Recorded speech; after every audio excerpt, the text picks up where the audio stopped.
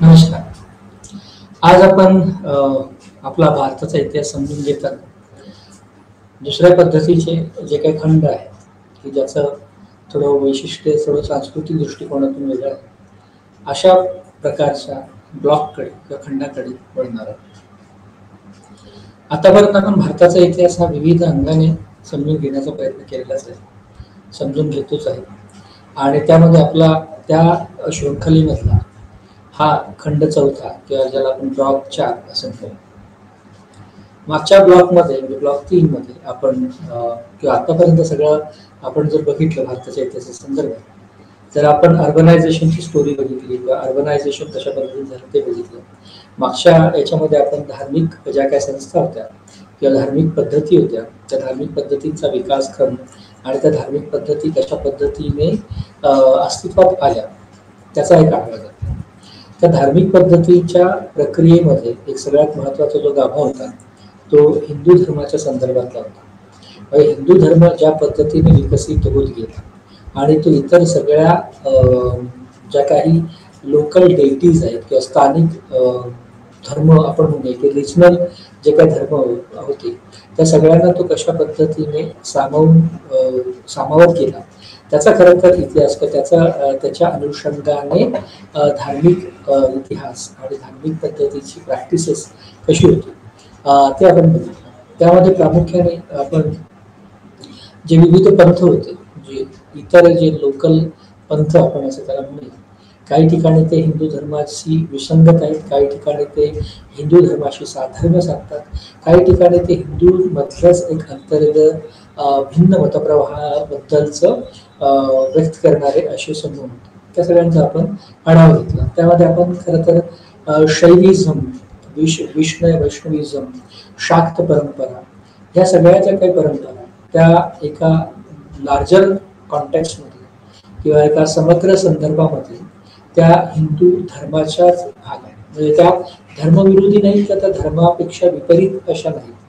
आणि म्हणजे त्यामध्ये आपण महत्त्वाचा मुद्दा समजून घेतला होता की ह्या ज्या काही सगळ्या धार्मिक प्रॅक्टिसेस आहेत त्या हिंदू धर्माच्या वर्तमानातल्या प्रॅक्टिसेस आहेत किंवा वर्तमानातला जो हिंदू धर्म होता, धर्म आहे तो खरं तर शैव, शाक्त या सगळ्या विविधांगी परंपरांनी आपल्या पोटात सामावून घेऊन असा तो उभा आहे किंवा अशा पद्धतीचा तो हिंदू धर्म आहे. प्राचीन भारतातला जो धर्म आपण बघितला होता तो वैदिक धर्म म्हणून जास्त मान्यता पावलेला किंवा वैदिक सूत्र आणि त्याचे जे काही श्रौत स्मार्त धर्माचे अधिष्ठान होतं ते, आणि 12व्या शतकापर्यंत हिंदू धर्म कशा पद्धतीने बदलला आणि तो कशा पद्धतीने त्याच्या स्वतःमध्ये आमूलाग्र असा बदल करत करत एक वायडर कॉन्टेक्स्टमध्ये तो धर्म म्हणून स्थापित झाला.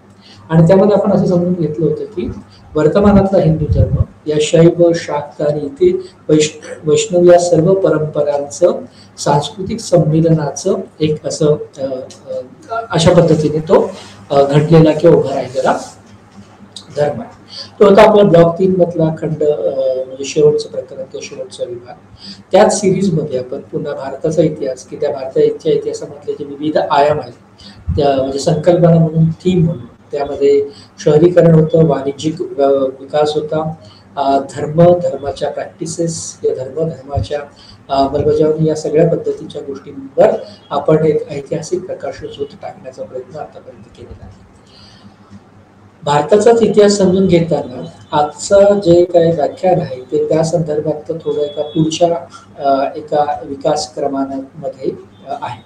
आणि हे सगळं अभ्यासताना आपल्याला लक्षात येत जातं की प्राचीन भारताचा इतिहास किंवा प्राचीन भारतापासून ते मध्ययुगीन भारतातलं जे स्थित्यंतर आहे, म्हणजे मध्यपूर्व भारताच्या स्थित्यंतराच्या संदर्भातलं ते एक वेगळ्या धाटणीचं किंवा एक वेगळ्या पद्धतीने संमिलित होत विकसित होत गेलेला आहे. त्यामुळे भारताचा इतिहास हा खरं तर विविधांगी, बहुरंगी आणि इतर विशिष्ट आणि सर्वसमावेशक अशा विविध पंथ आणि या सगळ्यांच्या संदर्भामध्ये भारतीय सभ्यतेचा इतिहास बघणं गरजेचं आहे. आणि या सगळ्या महत्त्वाची जी मानकं आहेत संस्कृती उभी राहण्यामध्ये आणि भारताचा इतिहास वृद्धिंगत करण्यामध्ये, त्यातलं एक महत्त्वाचं जे काही मानक आहे ते आहे सांस्कृतिक विकास. आणि सांस्कृतिक विकास हा खरं तर भौतिक अवस्थांवर किंवा भौतिक प्रगतीवर सुद्धा उभा राहतो. त्यामुळे आपल्याला असं मांडण्यासाठीची एक जागा आहे की इतिहासाच्या ज्या टप्प्याचा आपण अभ्यास करतो तोपर्यंत भौतिक विकास किंवा एक समृद्धशाली गौरवशाली अशी आर्थिक दृष्टिकोनातली परंपरा विकसित झालेली आहे आणि त्यामुळे आपण आता पुढचं काहीतरी बोलतोय किंवा त्यामुळे एक सांस्कृतिक विकासाच्या संदर्भातला प्रकाशझोत टाकणं त्या शृंखलेमधल्या किंवा त्या अनुक्रमानिकेमधूनच मधलंच एक महत्वाचा गाभा आपण असं म्हणतो. आता सांस्कृतिक विकास हा शब्द ज्या वेळेस येतो त्यामुळे सांस्कृतिक विकासाचे इतर असंख्य मानकं आपल्याकडे अस्तित्वात असतात. म्हणजे एक भाषा बोलणारे, एक पोशाख वापरणारे किंवा पोशाखांमध्ये असलेले काहीतरी महत्वाचं साधर्म्य किंवा विविधांगी अशा परंपरा असलेल्या असे विविध मानकं, विविध इंडिकेटर्स हे कल्चरला किंवा संस्कृतीला संस्कृती म्हणजे काय याला अधोरेखित करतात. आणि संस्कृती ही खरं तर अचानक अशी उदयास न येतात. संस्कृतीला एक स्वतःचा दीर्घ असा इतिहास असतो आणि त्यामुळे सांस्कृतिक विकास या अशा दीर्घ ऐतिहासिक परंपरेतून त्या दीर्घ ऐतिहासिक कालखंडाच्या पटावरच समजून घेणं गरजेचं असतं. कारण कुठलीही संस्कृती ही अचानक विकसित पावत नाही किंवा कुठल्याही चालीरीतींना अचानक संस्कृतीचं वैभव किंवा संस्कृतीची टर्मिनॉलॉजी किंवा संकल्पना चिकटवता येत नाही. त्यामुळे ज्या चालीरीती व शतकानुशतक अस्तित्वात असतात त्या लोकसमूहाचा भाग असतात त्यानंतर खरं तर संस्कृती या शब्दाचा जन्म होतो. त्यामुळे बऱ्याच ठिकाणी त्या एक भाषा एक पोशाख अशा असतील, काही ठिकाणी त्या नसतील, परंतु त्या सगळ्यांमध्ये एक गोष्ट महत्वाची असते ती म्हणजे या चालीरीती या शतकानुशतके चालू झाल्या असाव्यात आणि त्यामुळेच त्याला संस्कृती या शब्दांमध्ये बसवता येणं शक्य असतं. त्यामुळे खरं तर भाषा हे एक सांस्कृतिक विकासामध्ये आणि मानवाच्या बुद्धिमत्तेच्या विकासाचे सुद्धा एक अत्यंत महत्वाचं घटक म्हणून भाषाविद आणि इतर इतिहासकार सुद्धा त्याबद्दल मान्यता देताना आपल्याला दिसतात. कारण भाषा ह्या खरं तर आपल्या सभ्यतांचाच इतिहास सांगत असतात. कारण भाषाचा विकास होण्यासाठी सुद्धा दीर्घ कालखंडाची आवश्यकता असते आणि ज्या भाषांचा आपण अभ्यास करणार आहोत किंवा ज्या भाषांबद्दलचा आपण ओळख करून घेणार आहोत त्या भाषेच्या स्वरूपामध्ये आणि त्या इतिहासाच्या संदर्भामध्ये त्याच्यातून आपल्याला असं लक्षात येईल की कुठलीही भाषा किंवा कुठलीही लिपी ही भाषा म्हणून विकसित होताना सुद्धा असंख्य शतकांचा कालखंड लागू शकतो. ओके, कारण माणसाचा किंवा सभ्यतांचा विकास समजून घेताना त्या सगळ्या सभ्यतेच्या इतिहासामध्ये अत्यंत महत्वाचा जी भूमिका जी वठवलेली आहे ती भाषाविषयक विकासाने आणि भाषा आणि इतर जे साहित्य भाषा विविध भाषांचं साहित्य आहे त्या साहित्याने त्या त्या कालपटांमधल्या समाजाचं मानस घडवलेलं आपल्याला दिसून येतं. त्यामुळे आपण या अतिदीर्घ किंवा एक प्रदीर्घ अशा प्रस्तावनेनंतर आजचा जो आपला मुख्य गाभा आहे व्याख्यानाचा तो आहे भाषा आणि साहित्य. त्यामुळे भाषा आणि साहित्याच्या संदर्भात आपण भारतीय सभ्यतेचा किंवा भारताचा इतिहास अभ्यासण्याचा प्रयत्न करणार आहोत. कारण भारताचा इतिहास हा जसे इतर असंख्य मानकांच्या भोवती आहे तसं भाषा हे सुद्धा एक स्टँडर्ड किंवा हे सुद्धा एक इंडिकेटर मानक म्हणून त्याच्याकडे बघता येऊ शकतो. कारण जेव्हा आपण असं म्हणतो की भारतामध्ये किंवा प्राचीन भारतामध्ये वैदिक संस्कृतीचा विकास झालेला आपल्याला आढळून येतो किंवा वैदिक संस्कृतीचा विकास झालेला आपल्याला दिसून येतो.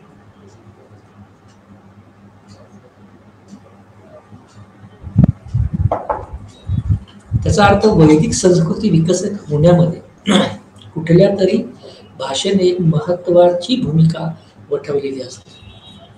काही ठिकाणी जर जिथे तो समृद्ध असा विकसित सभ्यता नसेल त्या ठिकाणी बोली भाषा सुद्धा एक महत्वाचं समूह जोडण्यामध्ये आणि समूह टिकून ठेवण्यामध्ये आणि त्या चालीरीती वर्षानुवर्ष शतकानुशतक पुढे नेण्यामध्ये महत्वाची भूमिका ती बोली भाषा सुद्धा वठवत असते आणि म्हणून त्याचं रूपांतरण नंतरच्या काळामध्ये सांस्कृतिक परिप्रेक्षकामध्ये होत असताना दिसतं.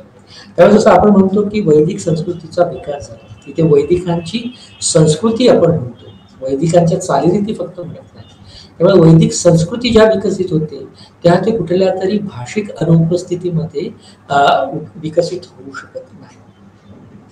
त्यामुळे वैदिक संस्कृती ज्या भाषेवर उभी झाली ती संस्कृत भाषा ही सुद्धा एक इतिहासाचं आणि सांस्कृतिक घटनांचं एक महत्वाचं माडक बनून जाताना आपल्याला या संदर्भामध्ये दिसते. त्यामुळे संस्कृत ही जी भाषा आहे त्या संस्कृत भाषेच्या माध्यमातून सुद्धा आपल्याला असंख्य संसाधनं उपलब्ध होतात. इतिहासाची आणि इतिहासाला रचनेची संसाधनं सुद्धा त्या संस्कृतीमध्ये किंवा ज्या कालखंडाच्या संदर्भात किंवा जो आपण इतिहासपट बघतो त्या इतिहासपटामध्ये कुठल्या पद्धतीची भाषा त्या काळामध्ये वर्चस्वशाली होती त्यावरून आपल्याला त्या कालखंडाचा इतिहास अधोरेखित करणं सोपं जातं. त्या अर्थाने वैदिक संस्कृतीचा इतिहास अभ्यासताना आपण संस्कृत भाषेचा अर्थ लावल्याशिवाय किंवा संस्कृत भाषेचा कॉग्निझन्स घेतल्याशिवाय आपल्याला पुढे जाता येत नाही. त्यामुळे हे एक अत्यंत महत्वाचं वैशिष्ट्य भाषा आणि सांस्कृतिक विकासामध्ये असलेलं आपल्याला दिसून येतं. त्यामुळे आपण समजून घेतोय की भारताचा इतिहास आणि त्या भारताच्या इतिहासामध्ये आपण आज भाषा आणि साहित्याचा विकास कसा झाला किंवा भाषा आणि साहित्याच्या संदर्भात कुठल्या पद्धतीचे चर्चा विश्व इतिहासकारांमध्ये आणि या विषयाच्या अवतीभवती उपस्थित होतं त्याचा सांगोपांग आढावा घेण्याचा प्रयत्न आपण या ठिकाणी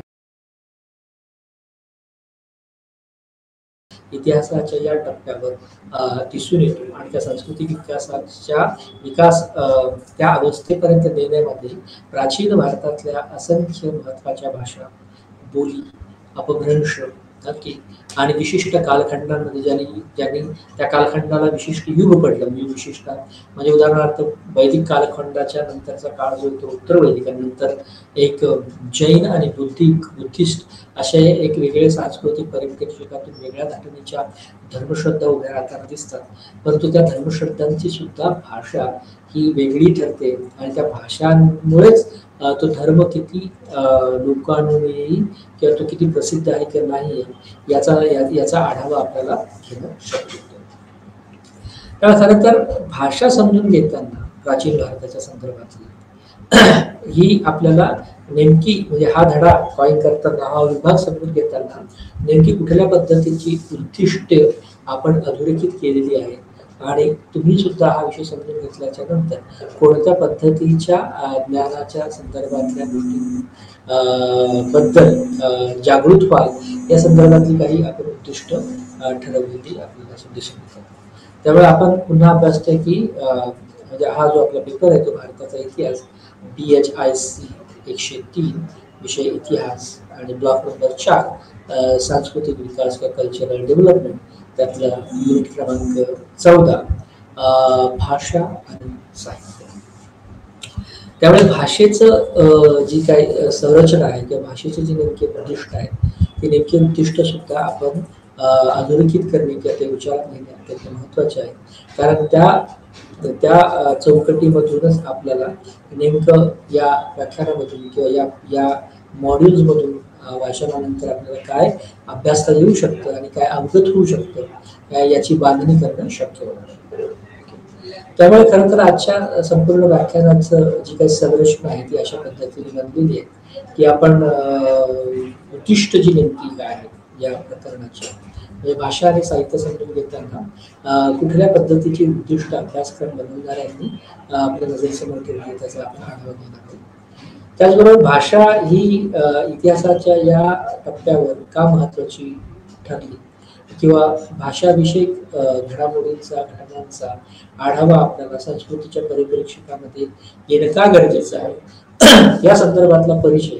खरं तर मी जे दीर्घ प्रस्तावना दिली त्यामध्ये या विषयाच्या संदर्भातली किंवा विषयाची होती त्या विषयाच्या संदर्भातलं महत्वाचं जे काय आर्ग्युमेंट आहे ते उभं राहतानाच आपल्याला दिसतं. म्हणजे ह्या प्राचीन भारताचा इतिहास किंवा समजून घेताना आपल्याला सांस्कृतिक परिप्रेक्षकामध्ये भाषक विकासाकडे सुद्धा जाणीवपूर्वक लक्ष देणं गरजेचं आहे. अशा पद्धतीचं खरं तर ठळक वैशिष्ट्य हे राखील.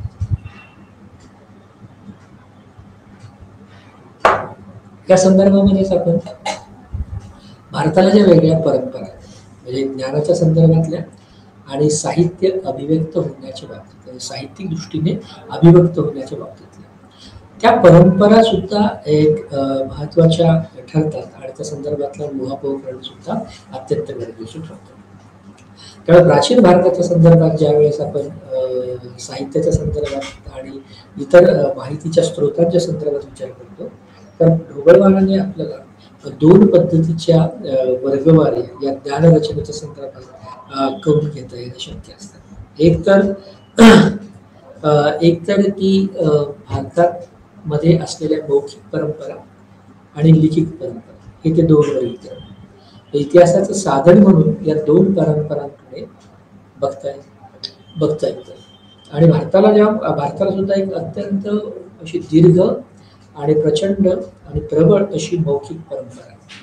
त्याचं एक उदाहरण म्हणजे जे काही आपले वैदिक ग्रंथ आहेत, ते वैदिक ग्रंथ सुद्धा सुरुवातीच्या काळामध्ये बोली भाषेच्या संदर्भात होते किंवा ते मौखिक पद्धतीतून प्रसार पावले होते. त्याचं ट्रान्स्क्रिप्शन किंवा त्याचं लिखाण हे नंतरच्या काळात विकसित झालेलं दिसून येतं. त्याचबरोबर आपण दुसरा जो मुद्दा घेतला, विशेषतः भगवान गौतम बुद्ध यांनी आयुष्यभर किंवा बुद्ध धर्म जो आहे भारतातला, त्यातले जे महत्त्वाचे संस्थापक होते त्यांनी खरं तर सुरुवातीला तो लोकजागृतीसाठी आणि लोकप्रबोधनासाठी लोकांच्या भाषेमध्ये मांडला होता, लिहिला नव्हता. त्यातली प्रवचनं ही मांडली होती आणि लोकांनी, ज्यांनी कोणी भगवान तथागत गौतम बुद्धाचं प्रवचन किंवा ते जे काय प्रबोधन ऐकलं होतं, त्यांनी ते तसं त्याच्या स्मृतीमध्ये जतन करून वर्षानुवर्ष ठेवलं आणि अशा पद्धतीने ते मौखिक पद्धती जी काय होती बुद्धिझमची, ती सुद्धा बरीच शेकडो वर्ष अशी टिकून राहिली. नंतरच्या काळात बौद्ध धर्म म्हणजे नेमका काय, त्याच्या नेमक्या संहिता काय, त्यानंतर हळूहळू या सगळ्या मौखिक संसाधनांच्या आधारावर त्याचं मॅन्युस्क्रिप्टायझेशन किंवा मॅन्युस्क्रिप्ट त्याच्या घडत गेल्या, त्या संदर्भातलं लिखाण होत गेलेलं आपल्याला दिसून येतं. त्यामुळे भारताला मौखिक परंपरा आहेत आणि या भाषा विषयक सांस्कृतिक विकासाच्या संदर्भात आपण भारताच्या मौखिक परंपरांमधून कुठल्या पद्धतीच्या भाषा उभ्या राहतात आणि नंतरच्या काळात त्या कशा अत्यंत प्रचलित आणि जागतिक कक्षेमध्ये सुद्धा कशा एक महत्त्वपूर्ण भूमिका पार पाडतात, याचा सुद्धा आपण आढावा घेतो. लिखित परंपरांमध्ये म्हणजे आपण आपले जे काही धार्मिक ग्रंथ आहेत आणि इतर ज्या काही महत्त्वाच्या प्रशासकीय सोयी सुविधांसाठी बनवलेले जे काही नीती नियम होते, ते सुद्धा आपल्याकडे लिखित स्वरूपामध्ये आहे. त्यामुळे भारताचं जे काही वर्गीकरण प्रागैतिहासिक ऐतिहासिक गेलेलं आहे, त्याच्यामध्ये या लिखाणाने महत्त्वाचा रोल प्ले केलेला आहे किंवा महत्त्वाची भूमिका म्हटली. म्हणजे असं म्हटलं जातं की जेव्हापासून लिखाणाला सुरुवात झाली तेव्हापासून इतिहासाचा उगम झाला. आणि ज्या काळात लिखाण अस्तित्वात नव्हतं त्याला इतिहासकारांमध्ये प्रोटो हिस्ट्री किंवा प्री हिस्ट्री असं म्हटलं गेलं, की जिथे आर्किओलॉजिकल रिमेन्स किंवा आर्किओलॉजिकल पद्धतीच्याच गोष्टींची दखल घेतली जायची. परंतु लिखित संसाधनाच्या नंतर भारताला खऱ्या अर्थाने इतिहास प्राप्त झाला. म्हणजे ज्ञात भाषेपासून किंवा लिखित भाषेपासूनचा जो कालपट्टा आहे, तो इतिहास या वर्गवारीमध्ये त्याची नोंद होत असताना दिसते. त्याच्यानंतर आपण जे समजून घेतला तो आहे म्हणजे भाषा. तर भारतामध्ये प्रत्यक्ष कोणकोणत्या भाषांनी त्यांचं सांस्कृतिक वैभव गाजवलं आणि कोणकोणत्या भाषांनी एक वेगळ्या पद्धतीच्या सांस्कृतिक मुक्तिदायी स्वरूपाला दुर्घोषण केलेला दिसून येतो, त्याचा आढावा. त्याचबरोबर काही प्रमुख 3 ठळक भाषा म्हणजे भारताच्या इतिहासामध्ये भाषेला अत्यंत एक मोठं वैभव जरी प्राप्त झालेलं असलं तरी उदाहरणादाखल केस स्टडीज म्हणून आपण केवळ 3 भाषांचा उल्लेख आणि त्याचा इतिहास आणि त्या भाषांमध्ये नेमकं काय मांडलेलं आहे, म्हणजे काय लिहिलेलं आहे ग्रंथ म्हणून, किंवा तो त्या विशिष्ट कालखंडाच्या संदर्भात काही महत्त्वाची नोंदीच्या माहिती आपल्याला उपलब्ध करून देतो का, याची सुद्धा चाचपणी आपण करणार आहोत. त्या भाषांमध्ये आपण संस्कृत ही जी काय वैदिक किंवा संस्कृतला दुसरं एक महत्त्वाचं जे काय लक्षण किंवा उपमा जोडली जाते ती म्हणजे दैवलोकाची भाषा, दैवाची भाषा, देवलोकांची भाषा म्हणूनची मान्यता संस्कृत भाषेला मिळाली. त्यामुळे संस्कृत भाषा नेमकी इतिहासाच्या दृष्टिकोनातून आणि भारताच्या सांस्कृतिक विकासामध्ये संस्कृत भाषेने नेमकं कोणतं महत्वाचं कार्य पार पाडलं ते आपण बघणार आहोत. आणि खरं तर एक जे महत्वाचं आर्ग्युमेंट आपण केलं की संस्कृत भाषेमुळे खरं तर वैदिक संस्कृतीचा विकास झाला. हे धाष्ट्याचं जे काय आर्ग्युमेंट आहे ते आपण विविध अन्वयार्थाच्या चौकटीवर पडताळून पाहण्याचा प्रयत्न करणार. तसं प्राकृतचा जर संदर्भ घेतलं तर वेगळ्या पद्धतीचे तथ्य आणि वेगळ्या पद्धतीच्या इतिहास आपल्या पुढे उजागर होताना दिसतो. म्हणजे जो आपण सामाजिक आणि सांस्कृतिक संघर्ष एका मोठ्या पटावर बघत असतो तशाच पद्धतीचा सांस्कृतिक संघर्ष आपल्याला भाषाविषयक विकास आणि जाणीवेच्या विकासामध्ये घडून आलेला दिसतो. कारण ज्या पद्धतीने आपण वायर्ड झालो, ज्या पद्धतीने आपण आपला विकास, आपल्या सभ्यताचा विकास झाला, त्या सभ्यताच्या विकासामध्ये हे वेगवेगळे जे काही कल्चरल पॅरामीटर्स आहेत त्या सगळ्यांनी महत्वाची भूमिका वठवलेली आपल्याला दिसते. त्यामुळे दुसरी जी महत्वाची भाषा आहे ती आपण समजून घेतो प्राकृत. जसं मी म्हटलं की भारताच्या इतिहासासंदर्भात हे सांस्कृतिक बंधन किंवा सांस्कृतिक वेगळेपण जसं एका मुख्य धाऱ्यामध्ये जपलं जातं तसंच आपल्याला भाषाविषयक गोष्टींमध्ये सुद्धा हा जो काही सांस्कृतिक संघर्ष आहे तो बघायला मिळतो. त्यामुळे हळूहळू संस्कृत ही जरी देवभाषा असली तरी हळूहळू संस्कृत ही एका विशिष्ट वर्गाची आणि एका विशिष्ट उच्च वर्गाची भाषा बनवून जातात असं म्हटलं दिसतं. त्यामुळे सामान्य जे लोक आहेत त्यांच्यासाठी वेगळ्या पद्धतीच्या लोकशाही अंमलबजावणी प्रॅक्टिसेस आपल्याला होताना दिसतात. त्यामुळे प्राकृत ही त्या अर्थाने मासेसची भाषा म्हणून बनली गेलेली आहे आणि संस्कृत ही क्लासेसची भाषा म्हणजे समाजातल्या उच्चवर्ग समुदायातली जी काही भाषा आहे ती होती संस्कृत.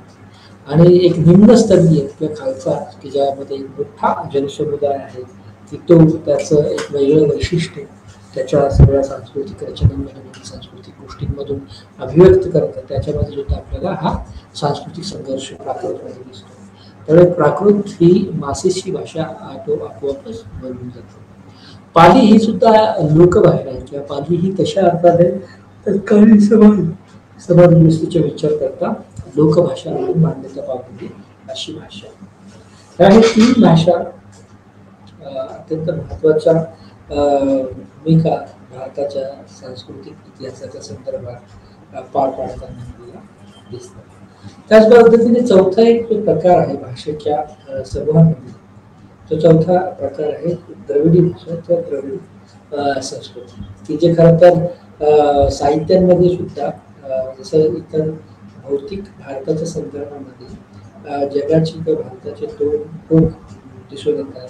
उत्तर भारत आणि दक्षिण भारत किंवा उत्तरेतला भूभाग भारताचा भूभाग आणि दक्षिणेतला भारतातला भूभाग त्याच पद्धतीची जी डायकोटॉमी आहे त्या पद्धतीची जी काही वर्गवारी आहे ती आपल्याला भाषेविषयक धोरण आणि भाषेविषयक अंमलबजावणीमध्ये सुद्धा दिसून येते.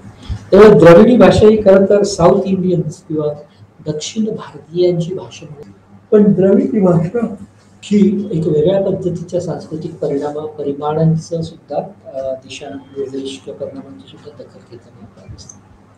या सगळ्यांच्या म्हणजे सैद्धांतिक भूमिकेच्या संदर्भामध्ये आपल्याला एक दीर्घ प्रस्तावना महत्वाची ठरलेली आहे. परंतु या सगळ्या सोबतच आपल्याला एक प्रत्यक्ष कोणत्या प्रकारचं साहित्य या काळात प्रसवलं गेलं होतं की ज्याच्यामुळे आपण असं म्हणू शकतो की भारताला एका समृद्ध इतिहासाची परंपरा किंवा वारसा लाभलेला आहे. त्यामुळे मुद्देसूदपणे आपण संस्कृत भाषेमध्ये काय साहित्य निर्माण झालं त्याचा दाखला केला. पाली साहित्यामध्ये कुठल्या पद्धतीचं साहित्य उपलब्ध आहे की जे खरं तर वर्तमान भारताला रचण्यासाठी अत्यंत महत्वाचं वैशिष्ट्य म्हणून ते उभं राहतं.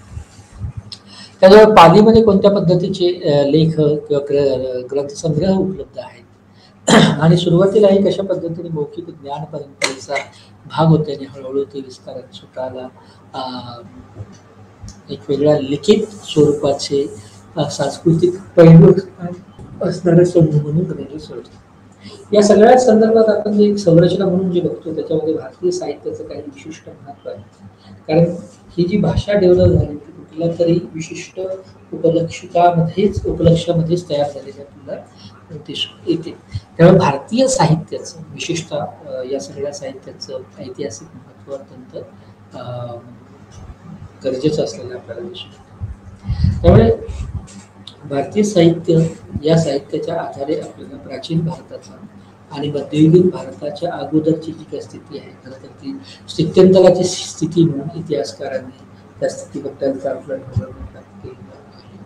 त्यामुळे ते सुद्धा समजून घेणं आपल्याला महत्त्वाचं आहे. या सगळ्यांबरोबर दुसरा एक भाषा समूह खरं तर आपण म्हणूया, कारण हे सगळे जे काही भूप्रदेश किंवा जे जे काही फिरत होते त्या सगळ्या संदर्भामध्ये एक नवीन इन्साइट्स किंवा नवीन माहिती या सगळ्याच्या ह्याच्यातून येत होती. त्यामुळे जुन्या काळातलं जे काही वैदिक साहित्य आहे तर वैदिक साहित्य हे इतर भारतीय साहित्यापेक्षा कसं वेगळं आणि त्या कसं एक वेगळ्या पद्धतीने जुन्या किंवा वैदिक साहित्याच्या संदर्भामधून आपल्याला पहिले प्राचीन सभ्यतांचा इतिहास घडून येण्यासाठी मदत होताना दिसते.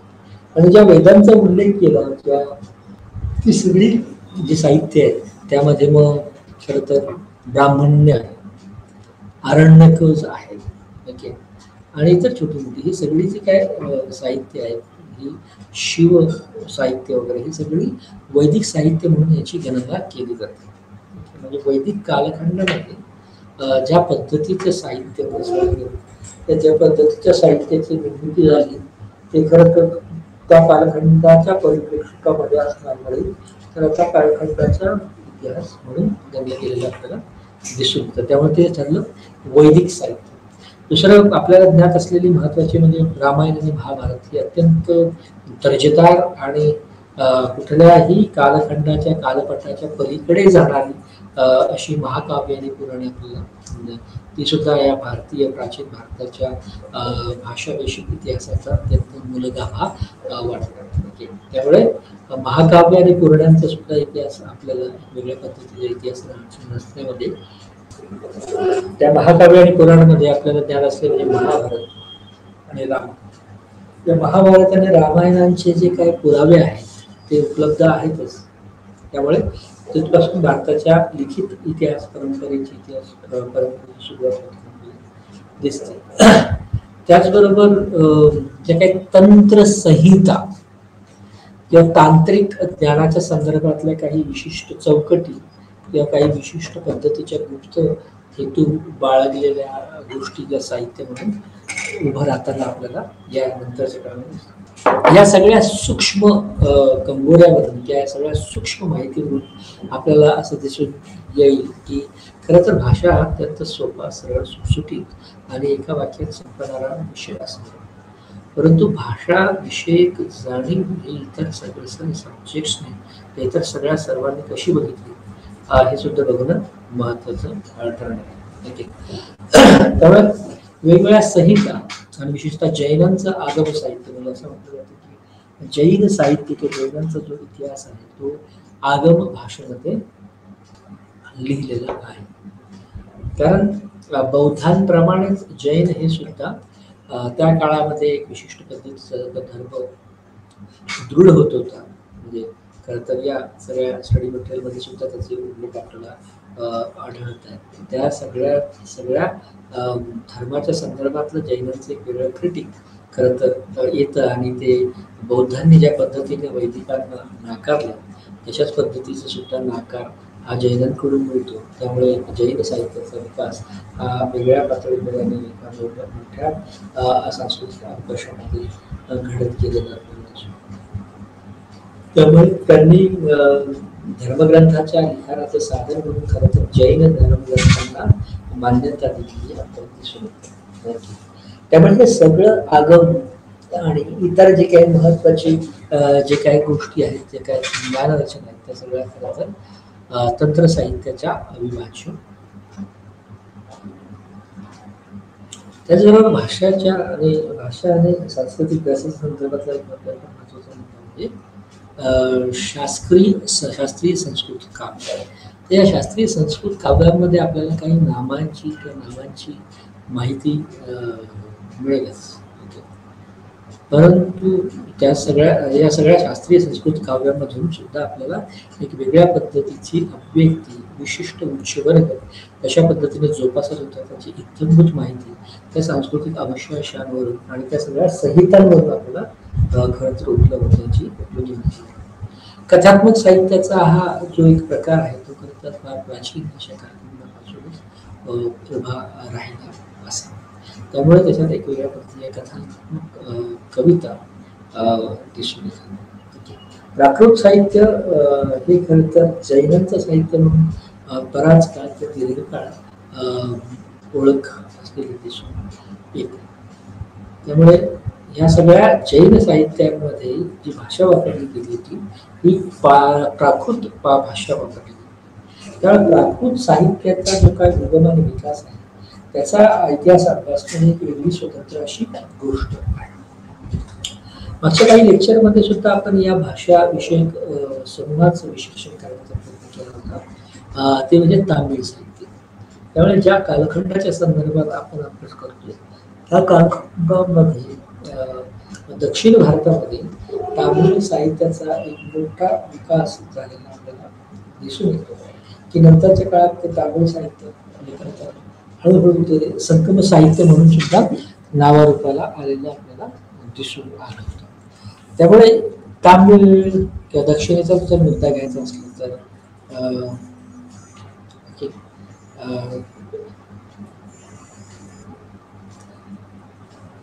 दक्षिणेचा मुद्दा घ्यायचा असला तर हे तामिळ साहित्य हळूहळू संगम साहित्यामध्ये परावर्तित होत घेतलेलं आपल्याला दिसतं आणि हे सगळं पुन्हा एका विशिष्ट व्यापक इतिहासपटाचा भाग म्हणून असलेला आपल्याला दिसून येतं. त्यामुळे तामिळ संगम साहित्याने सुद्धा एक महत्त्वाचं रोल भाषाविषयक विकास आणि द्रविड संस्कृती विषयक विकासाच्या संदर्भात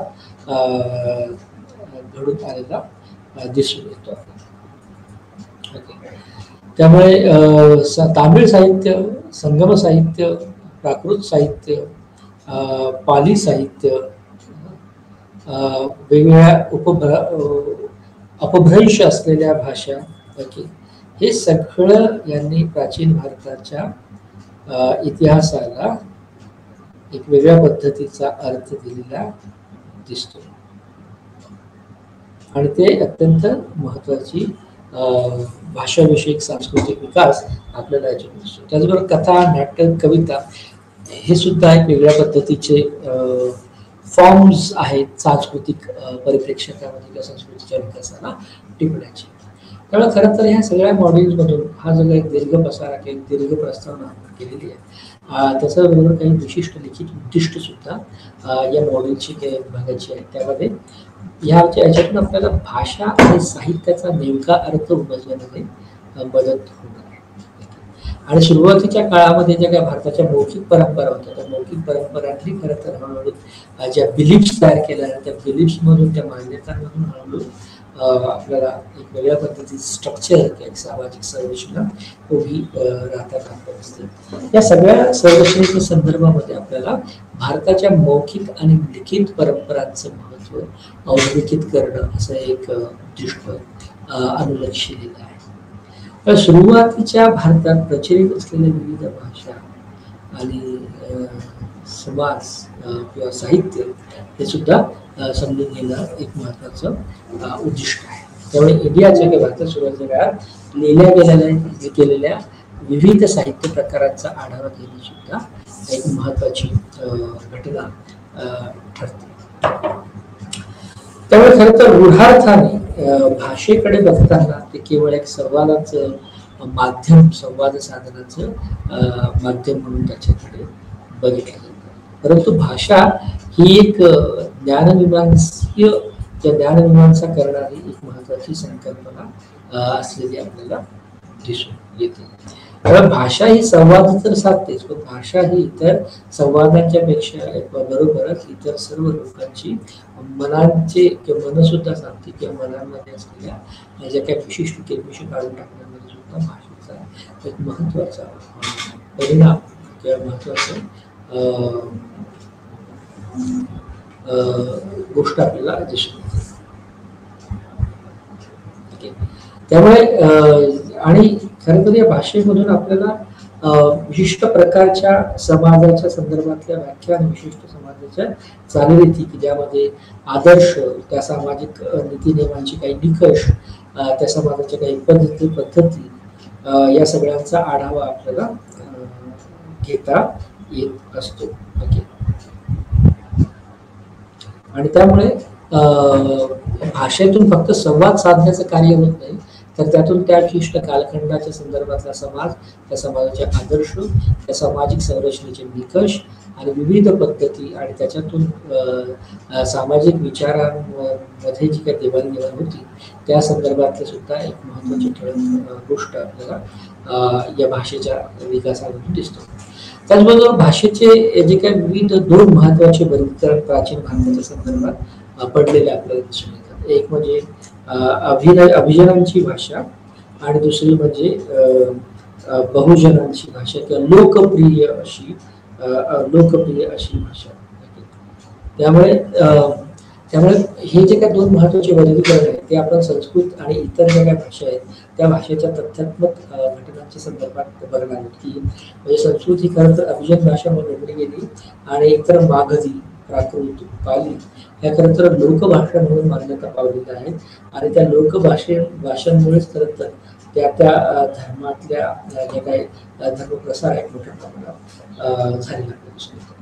पण या टप्प्यातलं साहित्य आणि त्याचं योगदान समजून घेणं सुद्धा अत्यंत महत्वाचं आहे. त्यामुळे भाषा ही केवळ कम्युनिकेशन किंवा संवादाचं माध्यम नसून भाषा हे आचार विचारांचं शेअरिंग किंवा त्याचं सिद्धांत किंवा त्याच्या संदर्भातल्या महत्वाच्या देवाणघेवाणीचं सुद्धा फॉर्म असतो. त्यामुळे भाषा ही खरं तर एक लिखित संस्कृतीचा प्रकार असते.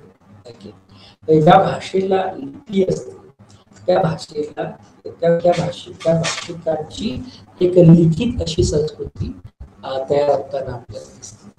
त्यामुळे भाषा ही इतिहासाचं जतन करणे आणि भाषा ह्या विविध संस्थांचं धर्मांचं निर्माण करण्यामध्ये सुद्धा एक महत्वाची भूमिका वठवताना आपल्याला दिसते. आणि त्या संदर्भात आपल्याला वेदांत सुद्धा आपण चर्चा उल्लेख मागे केलेला आहे की वेद हे खरं तर लिखित धर्मग्रंथ नंतरच्या काळात उभे राहतात. सुरुवातीला वेदांची भाषा किंवा ती इंडो आर्यन आणि द्रविड संस्कृती या दोन महत्वाच्या टप्प्यांमध्ये किंवा दोन महत्वाच्या कालखंडाच्या पटावर आणि सांस्कृतिक परिप्रेक्षेच्या संदर्भात सुद्धा मांडले गेले दिसून येते. त्यामुळे आपल्या भारतामध्ये जेवढ्या असंख्य भाषा असतील त्या खरं तर या दोनच वर्गीकृत गटांमध्ये मोडू शकतात, इंडो आर्यन आणि द्रविड. उत्तर भारत, उत्तर पूर्व भारत या सगळ्या पट्ट्यामध्ये जे काय लोकभाषेचे समूह आहे ते खरं तर जुना किंवा पुरातन काळातल्या इंडो आर्यन संस्कृतीचा भाग आहे ते, किंवा दक्षिणेच्या संदर्भामध्ये जर आपण बघितलं तर ते द्रविड संस्कृती किंवा द्रविड लोकांच्या किंवा द्रविड पद्धतीच्या सांस्कृतिक गोष्टींचे भाग असलेले दिसून येतात. त्यामुळे अशा पद्धतीने भाषिक वर्गवारी आपल्याला दिसते. आणि भाषा या कधीच एकाकी या आयसोलेशनमध्ये किंवा एकांतात वाढत नाही, त्या कुठल्या तरी संदर्भामध्ये उपजतात, त्या कुठल्या तरी संदर्भामध्ये वाढत असतात. त्यामुळे हे सुद्धा महत्वाचं डिस्टिंक्शन्स हे आपण लक्षात ठेवणं गरजेचं आहे. त्यामुळे संस्कृत भाषेचा जर उल्लेख करायचा म्हटलं तर संस्कृत भाषा ही खरं तर इंडो आर्यन्स लोकांची भाषा होती.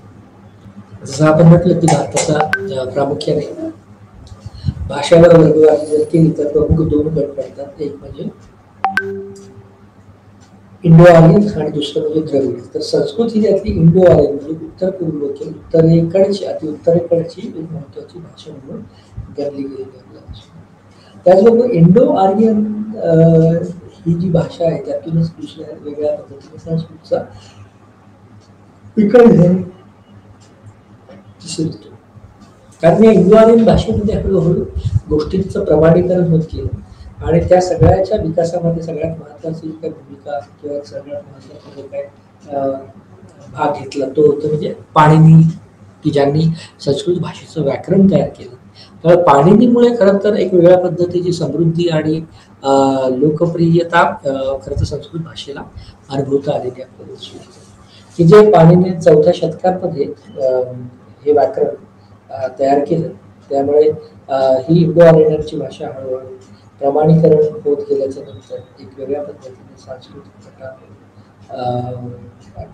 आलेले आहेत. परंतु संस्कृत भाषेच्या संदर्भात काही टीकात्मक नोंदी सुद्धा इतिहासकारांमध्ये आढळतात. जसं की संस्कृत भाषा ही उच्च जाती वर्गाची भाषा म्हणून गणली गेली आणि बराच काळ या उच्च वर्ग आणि जाती किंवा वर्णांमध्ये ती विशिष्ट जे दरबार भरायचे त्या दरबारामध्ये सुद्धा एक दरबारी भाषा म्हणून सुद्धा त्याचे उल्लेख आढळतात. तर या संस्कृतच्या तुलनेमध्ये इतर ज्या भाषा आहेत त्या सामान्यपणे वेगळ्या पद्धतीच्या भाषा आपल्याला दिसून येतात, कारण त्या भाषा कमी आणि बोली भाषा जास्त असल्याचं निदर्शनास येतं. त्यामुळे त्याचा उल्लेख करताना आपण असं म्हणू शकतो की पाली किंवा प्राकृत या सगळ्या सामान्य भाषा किंवा वेगळ्या भाषा किंवा वेगळ्या बोली असू शकतात. दरम्यानच्या कालखंडामध्ये अपभ्रंश नावाचा जो काही अपभ्रंश होतो या प्रकारचा सुद्धा आपल्याला दिसून अपभ्रंश नावाचे सुद्धा अनेक प्रादेशिक प्रकार उदयास आल्याचं आपल्याला दाखवलं. परंतु दक्षिण भारताच्या संदर्भामध्ये आणि 19 भारतीय सभ्यतांच्या इतिहासामध्ये द्रविड ही सर्वात प्राचीन किंवा जुनी भाषा असल्याची नोंदी आपल्याला इतिहासाच्या अनेक टप्प्यांवर मिळताना दिसतात. कारण संस्कृत ही देवलोकांची भाषा आहे, दैवांची भाषा आहे, तसेच ती वेदांची भाषा म्हणून घेतली जाते.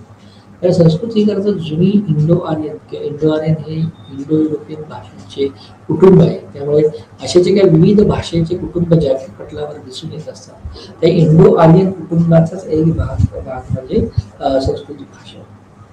कारण जे काय हॅमिन्स किंवा भजन म्हणण्याच्या विषयाला आपण रुचा म्हणू शकतो, ज्या काही वैदिक रुचा सुद्धा तयार झाल्या त्या संस्कृत भाषेमध्येच सुरुवात झाल्या. यातला पहिला जो काही महत्वाचा जुना ग्रंथ ओळख पटलेली आहे ती म्हणजे 12व्या शतकातला तो ग्रंथ आहे की ज्याच्यामध्ये वैदिक पुराण वेगवेगळ्या रुचांचं अनुकरण करताना दिसतो. ब्राह्मणी धर्माच्या संदर्भामध्ये हे धर्मग्रंथ की जे संस्कृत परिभाषेमध्ये किंवा संस्कृत भाषेमध्ये ते समजून घेतलं. तर इसवी सन पूर्व 4थ्या शतकात खरं तर नॉर्थ वेस्टर्न प्रोव्हिन्सेस किंवा उत्तर उच्च वर्गाकडून वायव्य भारतात कुठेतरी संस्कृत बोली जात असल्याची शक्यता होती.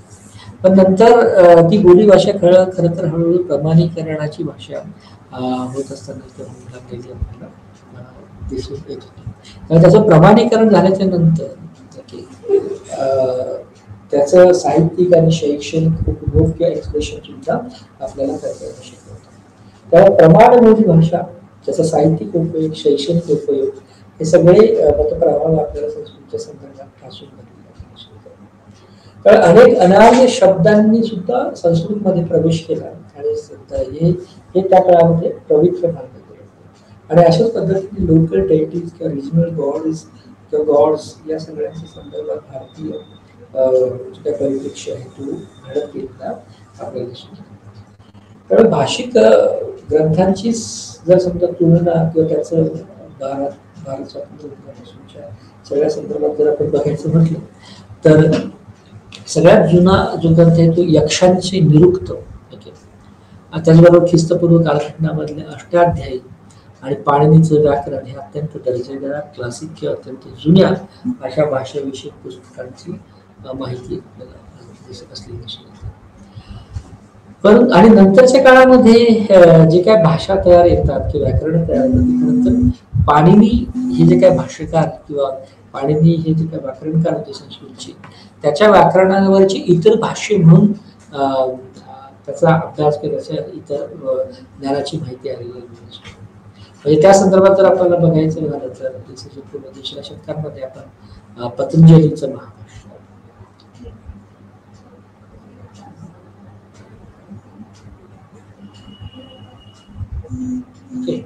त्यामुळे या संदर्भामध्ये आपल्याला पाणिनीचं भाष्यामध्ये आपल्याला पतंजलीचं जे महाभाष्य आहे ते खरं तर पाणिनीच्या मूळ व्याकरणावरचं भाष्य आहे.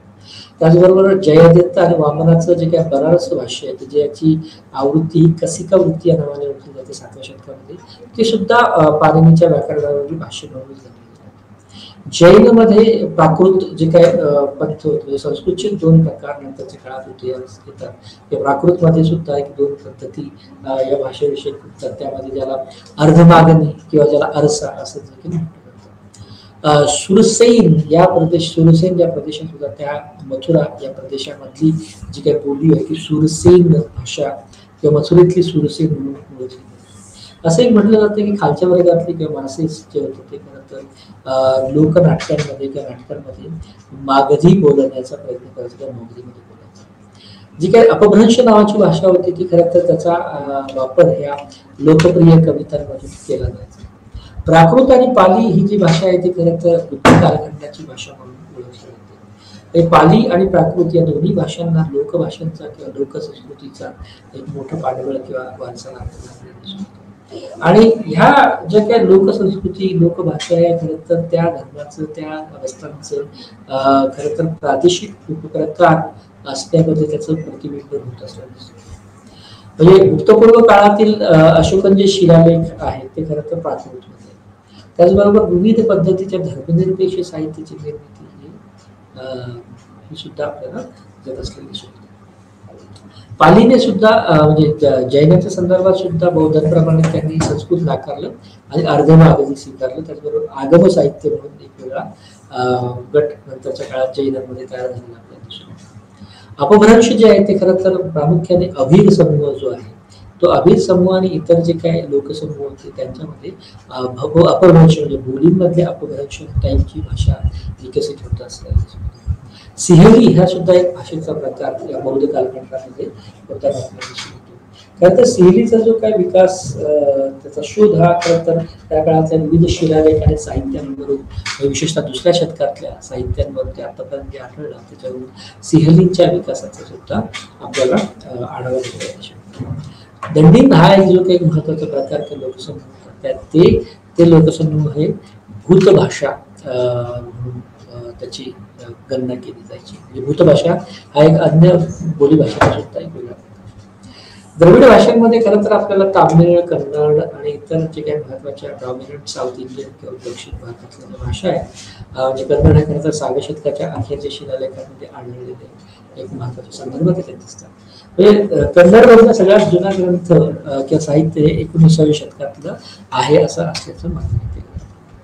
त्यामुळे या सगळ्या परिप्रेक्षकामध्ये आणि या सगळ्या दीर्घ विवेचनाच्या संदर्भामध्ये आपल्याला भारतीय साहित्याचं महत्व हे प्राचीन भारताचा सांस्कृतिक धार्मिक इतिहास लिहिण्यामध्ये किती महत्वाचा ची भूमिका वठवू शकतो याचा उहापोह होणे गरजेचं आहे.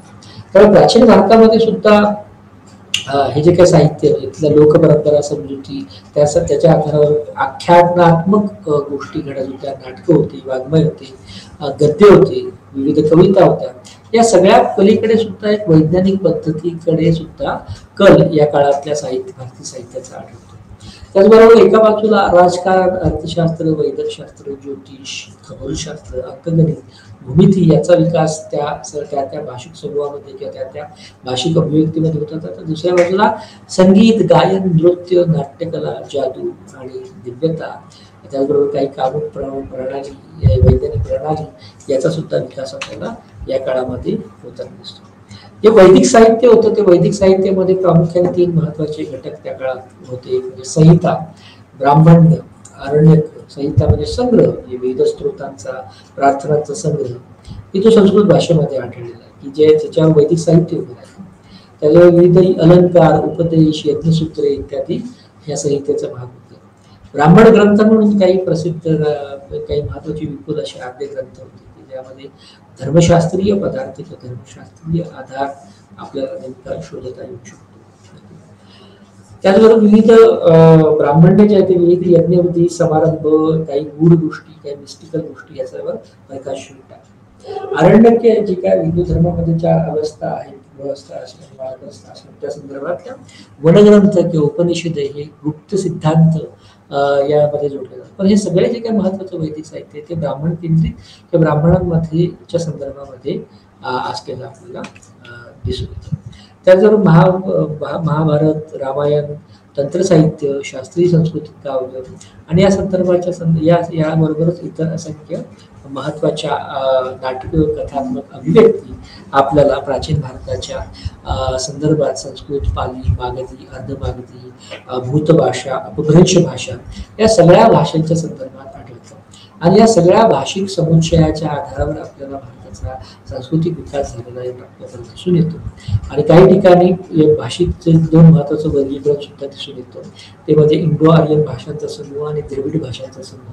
त्यामुळे या सगळ्या सांस्कृतिक अभिरुची, विविधांगी पद्धतीमधूनच भारतीय सभ्यतांचा विकास झालेला आपल्याला दिसतो. इथे आपण थांबूया.